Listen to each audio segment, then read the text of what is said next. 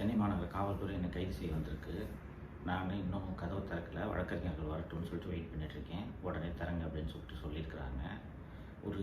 ஒரு மாதம் முன்னாடி அக்டோபர் எண்டில் ஒரு சம்மன் ஒன்று வந்துச்சு ஆதம்பாக்கம் ஸ்டேஷன்லேருந்து. நீங்கள் இந்த வழக்குக்கு வாங்க அப்படின்னு சொல்லிட்டு. அது என்ன வழக்கு அப்படின்ட்டு எடுத்து பார்த்தா, ரெட் அண்ட் ஃபாலோ அப்படின்ட்டு ஒரு படத்தோட தயாரிப்பாளர் புருஷோத்தமன் என்பவர்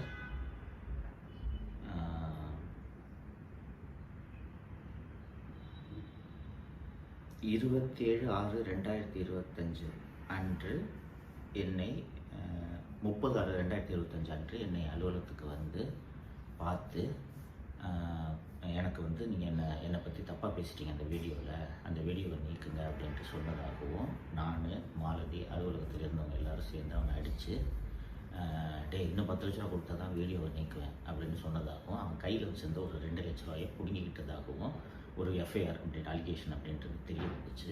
உடனே நான் அந்த சம்மனுக்கு பதில் சொல்லும் விதமாக, இது முழுக்க பொய் வழக்கு, இப்படி ஒரு சம்பவமே நடக்கலை, நீங்கள் சொல்கிற அந்த புருஷோத்தமன் யாரோ வரவே இல்லை, இதை என்னோட விளக்கமாக ஏற்றுக்குங்கன்னு சொல்லிட்டு ஒரு பதில் கடிதம் நான் அனுப்பிச்சிட்டேன்.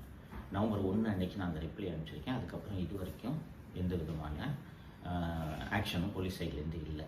நேற்று நைட்டு சென்னை மாநகர காவல்துறை ஆணையர் திரு அருண் அவர்கள் பினாமி நிறுவனத்தின் மூலம் ஏகப்பட்ட முதலீடுகளை செய்திருக்கிறார் என்ற விவரங்களை வெளியிட்டதும் விடிகாத்தால் இதே வழக்கில் கைது செய்யறதுக்கு வந்திருக்கிறாங்க. வழக்கறிஞர்கள் வந்த பிறகு தான் கதவை திறக்க முடியும், வெயிட் பண்ணுங்கன்னு சொல்லியிருக்கேன். இவங்களுக்கான அப்டேட்.